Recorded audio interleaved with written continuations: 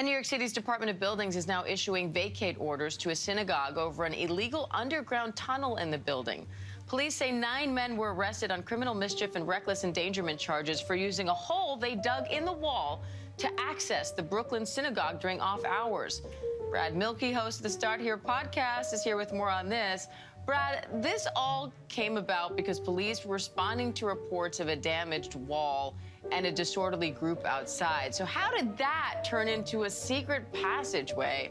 And what else do you know about what this was being used for? Yeah, this is a really wild story, Diane. And I think a lot of New Yorkers don't even know when they pass this brick synagogue in Crown Heights in Brooklyn that they're passing one of the most significant religious sites in the city. So this has stood for decades as the center of the Chabad Lubavitcher movement, which is known worldwide. In fact, attracts worshipers from all over the world who come and pray at this synagogue and come and worship. Some people get visas to study at the yeshiva here.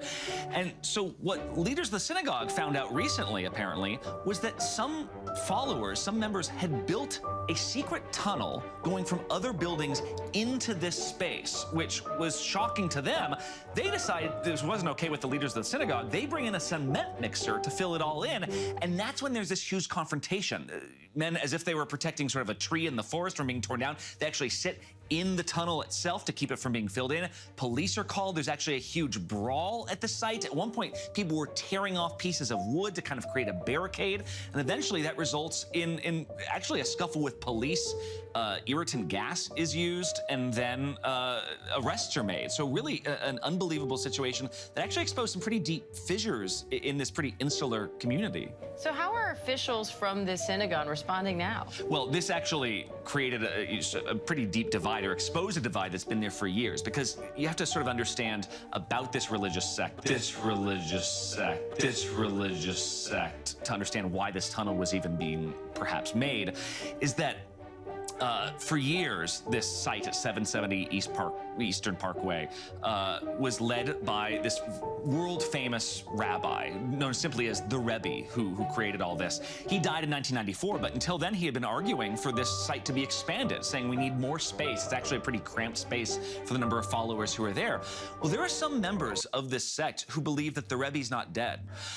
Well, there are some members of this sect who believe that the Rebbe's not dead. In fact, they see him as a living Messiah, and so in honor of him, there are even disputes over whether they should put a plaque up at the synagogue saying he was dead, because some people said, no, he's not.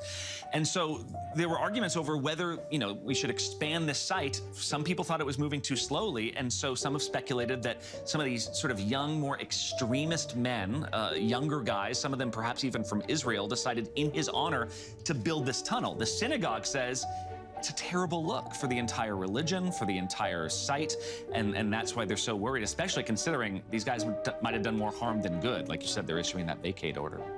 Now, Brad, this tunnel connects 4 neighboring buildings. So have any other buildings been impacted here, and what happens next? Well, that's what they're trying to figure out right now. In fact, that's why the other day, the Department of Buildings did say that the structural integrity of this synagogue has been affected, and so they're warning people to stay away from this site. And so that's why, again, there's such a deep divide in this community, because if people thought they were trying to help the late Rebbe's vision, it certainly hasn't helped, the reputation or the physical stability of the site.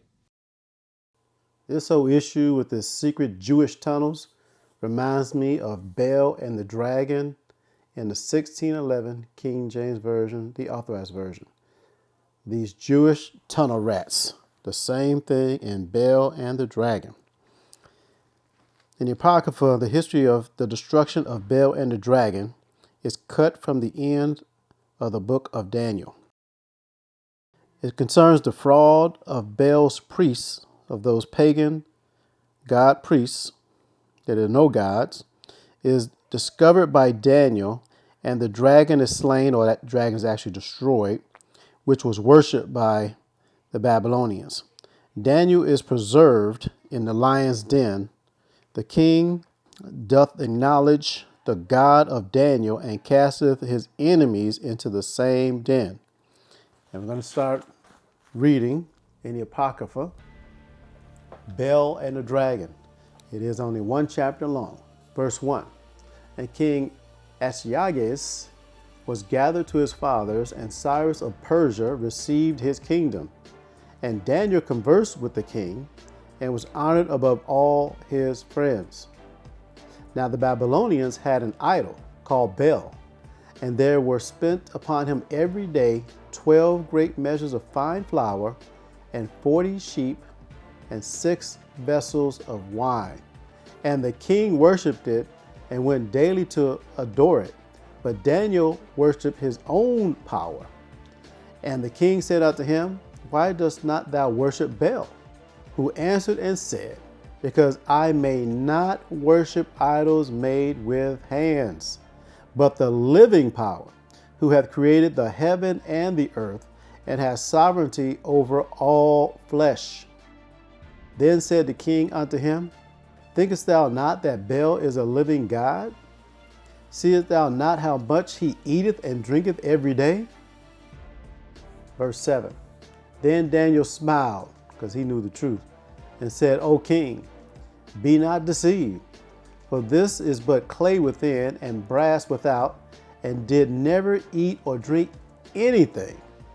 So the king was wroth, and called for his priests, and said unto them, If ye tell me not who this is that devoureth these expenses, ye shall die. But if ye can certify me, meaning prove to him, that Baal devoureth them, then Daniel shall die. For he has spoken blasphemy against Baal. And Daniel said unto the king, Let it be according to thy word. Now the priests of Baal were 70 priests, false priests of this false god, beside their wives and children. And the king went with Daniel into the temple of Baal. So Baal's priests said, Lo, we go out, but thou, O king, set on the meat, and make ready the wine, and shut the door fast, and seal it with thine own signet. And tomorrow, when thou comest in, if thou findest not that Baal hath eaten up all, we will suffer death, or else Daniel, that speaketh falsely against us. And they little regarded it, for under the table they had made a privy entrance. See, this is these Jewish tunnel rats of 2024, whereby they entered in continually and consumed those things. So when they were gone forth, the king set meats before Baal. Now Daniel had commanded his servants to bring ashes. This is wisdom. And those that strewed throughout all the temple in the presence of the king alone. Then went they out and shut the door and sealed it with the king's signet, and so departed. Verse 15.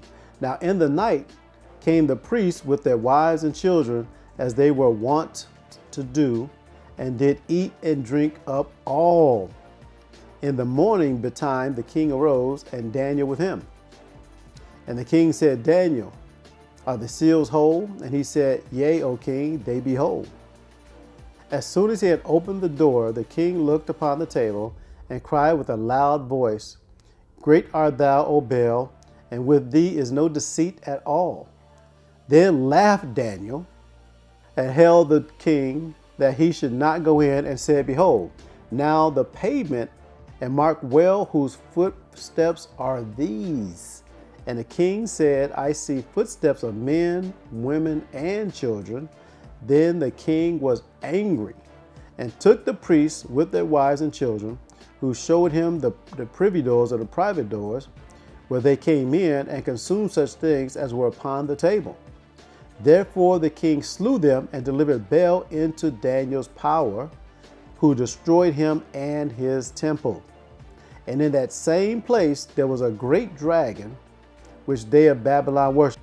See, they have multiple false gods, just like they do today. Verse 24, and the king said unto Daniel, Wilt thou also say that this is of brass? Lo, he liveth and eateth and drinketh. Thou canst not say that he is no living God, therefore worship him. So the first God, don't worship him and find out he's false and destroy him. Now he goes to another God and wants him to worship that one. Verse 25, then said Daniel unto the king, I will worship the Lord my power, for he is the living power. But give me leave, O king, and I shall slay this dragon without sword or staff. The king said, I give thee leave. Then Daniel took pitch and fat and hair and did seethe them together. Seethe means to boil. He boiled them together and made lumps thereof. This he put in the dragon's mouth, and so the dragon burst in asunder. And Daniel said, Lo, these are the gods ye worship, these false gods ye worship. When they of Babylon heard that, they took great indignation and conspired against the king, saying, the king is become a Jew or an Israelite, and he hath destroyed Baal, that was the first false god. He hath slain the dragon, that's the second false god, and he put the priests to death. So they came to the king and said, deliver us Daniel, or else we will destroy thee and thine house. So now it's a choice between Daniel, who is not of their people, and the king who is of their people. Now when the king saw that they pressed him sore, being constrained, he delivered Daniel unto them, who cast him into the lion's den, where he was 6 days. And in the den there were 7 lions, and they had given them every day 2 carcasses and 2 sheep, which then were not given to them, to the intent that they might devour Daniel. Now there was in Judah a prophet called Habakkuk, who had made pottage and had broken bread in a bowl, and was going into the field for to bring it to the reapers. So he was feeding the reapers. But the angel of the Lord said unto Habakkuk, go, carry the dinner that thou hast into Babylon unto Daniel, who was in the lion's den. See, this is one of the miracles of the Most High Yahweh, by Hashem Yahushua. And Habakkuk said, Lord, I never saw Babylon, neither do I know where the den is. Then the angel of the Lord took him by the crown, and bare him by the hair of his head, and through the vehemency of his spirit set him in Babylon over the den. And Habakkuk cried, saying, O Daniel, Daniel, take the dinner which the Most High has sent thee. And Daniel said, Thou hast remembered me, O power, neither hast thou forsaken them that seek thee and love thee. So Daniel arose and did eat, and the angel of the Lord set Habakkuk in his own place again immediately. See, this is that sort of a translation in the Bible, translating from one place to another. Upon the 7th day, the king went to bewail Daniel, and when he came to the den, he looked in, and behold, Daniel was sitting. Then cried the king with a loud voice, saying, Great art the Lord God of Daniel, and there is none other beside thee. And he drew him out and cast those that were the cause of his destruction into the den, and they were devoured in a moment before his face. You see how this compares to these Jewish tunnel rats in their secret tunnels around their synagogues? You see these false gods? You got to see it. You got to see it. They do not worship the living power, Yahweh Bashem Yahushua. They don't worship him. So let's explain some of these things. In Revelation 3 and 9, behold, I will make them of the synagogue of Satan, which say they are Jews and are not, but do lie. Behold, I will make them to come and worship before thy feet, and to know that I have loved thee. Now this is Yahushua speaking these words. This is Yahushua speaking these words, and he's going to speak in the next verse as well. This is Revelation chapter 2 and verse 9. I know thy works and tribulation and poverty, but thou art rich. And I know the blasphemy of them which say they are Jews and are not, but are the synagogue of Satan. Now this is saying that the Israelites would have works towards the Most High Yahweh in the name of only begotten Son Yahushua Mashiach, and they would be in tribulation and poverty until the Hamashiach returns. And the synagogue of Satan, or the synagogue of the adversaries, would be in a certain position, saying that they are the Jews and are not, and do lie. This is what you have to understand from the scriptures. And I hope you can see how these Jewish tunnel rats of 2024 is a replay, or hopefully you see that this whole thing with the Jewish tunnel rats of 2024 and their secret tunnel around the synagogue is also a regeneration of that of Baal and the dragon and the story of Daniel thousands and thousands of years ago. All praises to Yahweh, Hashem, Yahweh Shai.